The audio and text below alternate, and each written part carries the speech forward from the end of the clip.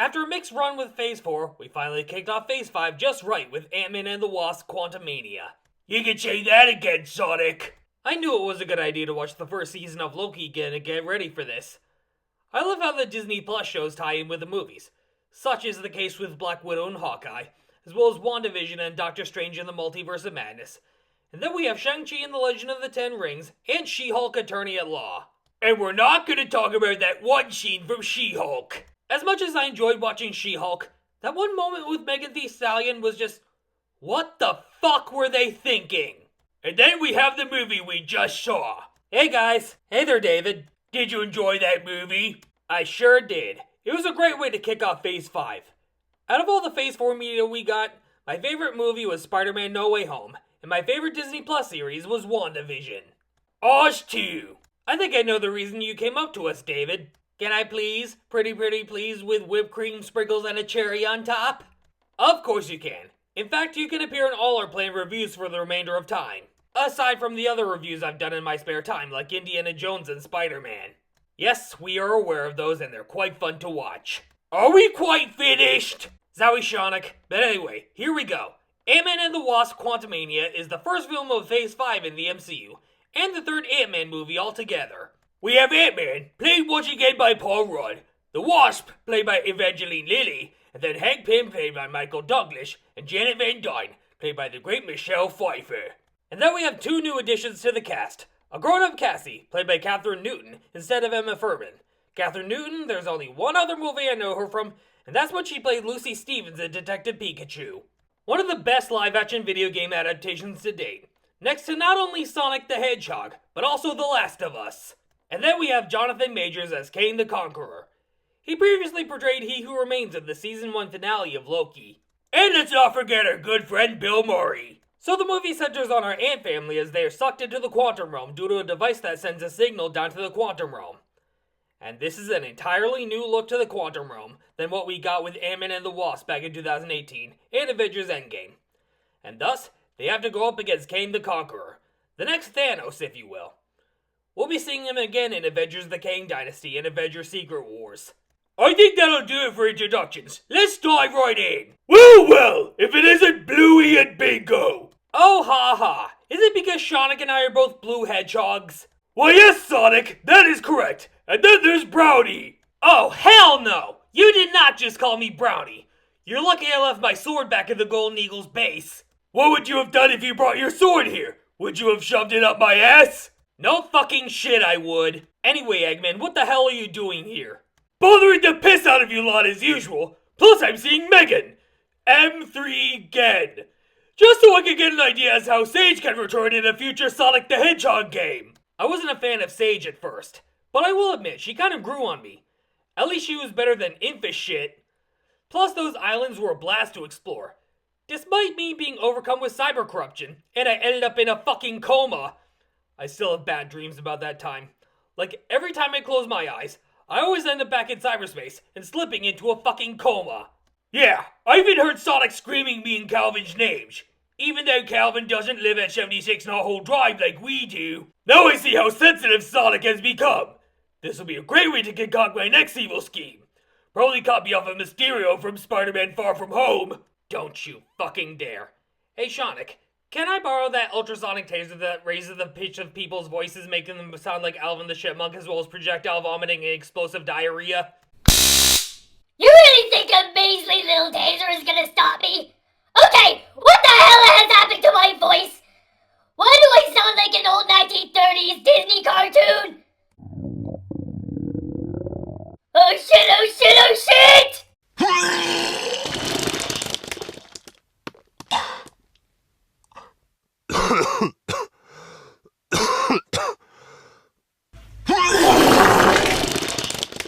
Okay, Sonic. Okay, Sonic, what the fuck am I watching? Remember the Pixels vomit fiasco from 2015? You weren't even there, but it was a viral YouTube video. You saw that one? I remember. All too fucking well. Well, payback's a bitch, right, Eggman? I can't fucking believe you, Sonic! You could have given me COVID with that thing! Anyway, my movie starts in 5 minutes. I'm out of here! And good riddance, bitch. Now that Eggman has left us, shall we begin? Yes, please. Without further ado, this is Ant-Man and the Wasp: Quantumania. Take it away, David! So after your traditional Marvel Studios logo with the classic fanfare that was last seen in She-Hulk Attorney at Law, and Doctor Strange in the Multiverse of Madness, we don't really count the heavy metal rendition of the fanfare from Thor: Love and Thunder. We cut to the quantum realm where we see Janet living her life, until a bunch of creatures surround her, and then in comes Kang. We then cut to Scott Lang living a happy life after being hailed as a hero because of his deeds in Avengers Endgame. All while we hear the theme song to Welcome Back Kotter. He's seen getting coffee from a shop owned by someone who refers to him as Spider-Man. And he's seen having lunch with Jimmy Woo, who has perfected the close-up magic with cards. And this begs the question, does Ant-Man and the Wasp: Quantumania take place before or after WandaVision? I say after, just like how I think Thor: Love and Thunder takes place after WandaVision. Scott even wrote a book about how he helped save the universe alongside the Avengers. Meanwhile, Hope is now back to work at Pym Technologies, which now has a new name to incorporate the name Van Dyne. Turns out that Cassie got herself into trouble with the authorities for stealing a bunch of shit and shrinking a cop car. And no one is gonna mention the fact that Hank Pym created arrows for Hawkeye to use when he teams up with Kate Bishop around Christmas time in the Hawkeye series. In Scott's book, he mentions the time he turned into a baby during the test run with the time heist in Avengers Endgame. He even talks about meeting Rocket, who we will learn more about in Guardians of the Galaxy Volume 3.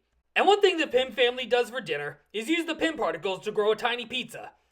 Something I believe they borrowed from Back to the Future Part 2 with a dehydrated pizza from Pizza Hut. Something that never happened in the real 2015. Same with the other stuff that was featured in Back to the Future Part 2 that 2015 was supposed to have. But nope, we get no hoverboards, except for Sonic Riders, no Jaws 19, no flying cars, no power lace shoes, no auto-fit or auto-drying clothes. Like seriously, what the actual fuck? I know, Sonic, I was disappointed too, except the Sonic Riders bit. So after dinner, Cassie takes the Ant family into the basement to show off something that she's been creating since the blip. A satellite for deep space, but for the quantum realm. But when Janet learns that Cassie is sending a signal down to the quantum realm, she loses her marbles and tells her to shut it off. But nope, they all get sucked into the quantum realm, which we establish is not what it seems. There are actually people living in the quantum realm, who are rebelling against their leader, who, surprise surprise, is Kang the Conqueror himself. So Scott and Cassie are separated from Hope, Janet, and Hank, and are taken to a local village where everybody speaks gibberish. And the only way for them to activate the English dub is by drinking red ooze, kinda like the blood of Kali from Indiana Jones and the Temple of Doom. Did you really just say, activate the English dub? Why yes! Yes I did. Looks like we now know the ultimate secret as to why Japanese anime characters subtly know how to speak English. So among this tribe are a guy with telepathy who can sense Scott's embarrassing thoughts, and is clearly not Charles Xavier, who I was ecstatic to see among the Illuminati in Doctor Strange in the Multiverse of Madness. And there's also a slimy dude who won't shut the fuck up about holes in people's bodies. Even the ones that are far too inappropriate to mention, yet the third season of The Boys got away with. This dude is voiced by David Dastmalchian, who previously played Kurt in the other Ant-Man movies, as well as Polka Dot Man in the Suicide Squad. One thing I found incredibly sad about this movie is the complete absence of Luis, the funniest character in the previous Ant-Man movies. Like, where the hell was he during the events of this film? I have no fucking clue, Sonic. Meanwhile, the rest of the crew are hiding from Kang's forces, while they are greeted by more natives. And do we mention how the quantum realm is kind of like Mos Eisley's spaceport from Star Wars? Because the part of the quantum realm where they meet up with Bill Murray is a place where you will never find a more wretched hive of scum and villainy. Turns out that Bill Murray was once an ally to Janet, is now working for Kang. Also, the natives have serious beef against Janet for some fucking reason. Probably because she helped Kang create a device that would allow him to shatter timelines? I'm not sure. Soon Kang's forces close in on Scott and Cassie, and they are forced to flee. And there, they run into MODOK. One thing I don't like about MODOK in this movie is how ugly his CGI looks. It is so laughably bad that one could mistake it for archive footage of Shark Boy and Lava Girl. But hey, at least it's better than that bad MODOK stop-motion series on Hulu. As much as I enjoy Patton Oswalt, his portrayal of MODOK was nothing but a huge fucking joke. And they got Ben Schwartz to voice in it as his human son. It was so bad that we couldn't even finish the second half of the season. I'm glad it was cancelled. But I'm also glad we didn't cancel our Hulu account. Otherwise, we wouldn't have been able to watch Prey, which is probably Hulu's best movie. But the MODOK we see in Ant-Man and the Wasp: Quantumania is none other than Ant-Man's old nemesis Darren Cross, who actually survived his fate in the first Ant-Man movie. Here, Scott and Cassie come face to face with Kang, which I believe is a result of Sylvie killing He Who Remains in the Season 1 finale of Loki, and he asks whether he has killed Ant-Man in any alternate timelines, because we know that he's responsible for the deaths of a good majority of the Avengers in alternate timelines. I just hope Kang doesn't come here to Dimension 76, otherwise we're all fucked. Same with Dimension 23, and all other dimensions in the multiverse. And I'm surprised that Kang wasn't even mentioned in Doctor Strange in the Multiverse of Madness. So Kang wants Scott to go fetch the power core that Janet grew to a size so massive that it's practically unable to be used. So all he has to do is shrink down small enough so he can reach it. But once he does so, he begins to see a bunch of clones of himself due to a probability storm or something like that. And one of the clones we see is him in his Baskin-Robbins uniform from the first Ant-Man movie. Baskin-Robbins always finds out. Hope sees that Scott is in trouble, so she goes down to where he is, and she too ends up with a bunch of clones of herself. But she manages to find the real Scott, who was able to shrink the core down to his size, so it could be able to fit in his hands. And as a certain somebody said in Spider-Man 2 and Spider-Man No Way Home, the power of the sun in the palm of my hand. And we forgot to mention that the ship that was hijacked by Hank, Hope, and Janet has some really weird controls to it. So once Scott hands over the core, Kang alters the deal they had, and holds Cassie captive, and destroys the ship with Hank still on it. But Hank survives, all thanks to his ants, who too have also been shrunken down into the quantum realm. So he creates an army of ants who help out in the final battle. Cassie then breaks out and saves one of the natives, all while she uses the moves that Scott teaches her earlier on in the movie. And she sends out a transmission to the entire quantum realm to start an uprising against Kang and his forces. Not unlike the One Way Out monologue from Andor spoken by the one and only Andy Serkis. During the ensuing battle, Cassie convinces MODOK to not be a dick, and to join the uprising, at the cost of his own life. Some of the dialogue in this movie was hit or miss, but the ones that were hits were all of Kang's lines, as well as the final battle between Scott and Kang saying, "I don't have to win. We both just have to lose." Janet then fixes the power core so they can make it out of the quantum realm back to their home, but Kang closes in on them. But Hope comes back to assist Scott into taking Kang down. They defeat him, but it appears that Scott and Hope are stuck in the quantum realm with no way out. Until the portal opens again, and they make it home safely while Kang is sucked into the power core before it gets destroyed. But we all know that Kang is not dead, because the next Avengers movie is called The Kang Dynasty. Soon afterwards, Scott returns to his happy life while we hear the same song that played during that scene.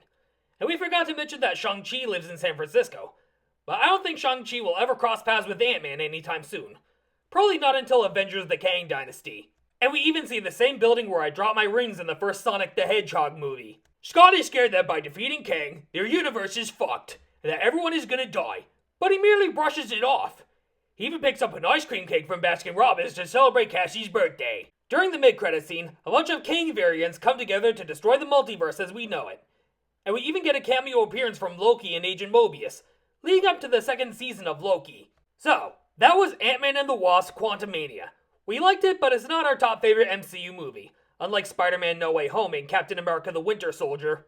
One of the things we didn't care for was the CGI they used on MODOK, and how very little screen time Bill Murray got, even though he had his own character poster. The highlight of this movie is definitely Jonathan Majors as Kang.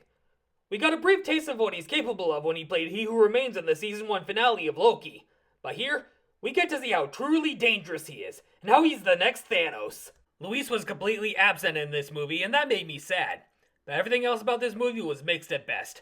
I'm giving Ant-Man and the Wasp: Quantumania a B rank. While not as good as the previous two Ant-Man movies, it was still a fun time, and the biggest highlight of this movie is definitely Jonathan Majors as Kang. And I can't wait to see more of him in Avengers: The Kang Dynasty and Avengers: Secret Wars. Thanks for inviting me to tag along. I'm looking forward to reviewing more movies with you two, especially Shazam! Fury of the Gods, Guardians of the Galaxy Volume 3, The Flash, Indiana Jones and the Dial of Destiny, and The Marvels. Me too, David. So what do we want to do now? Maybe have you bring over your light blue Sonic the Hedgehog robe and probably play a few rounds of Mario Kart 8 Deluxe? Yes, please.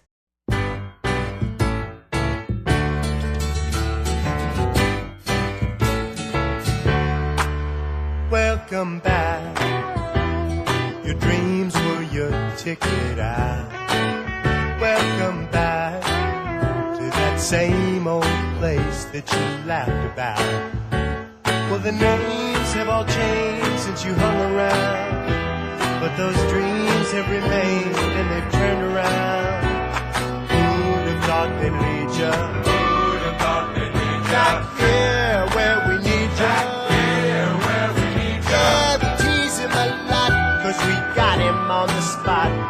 Welcome back.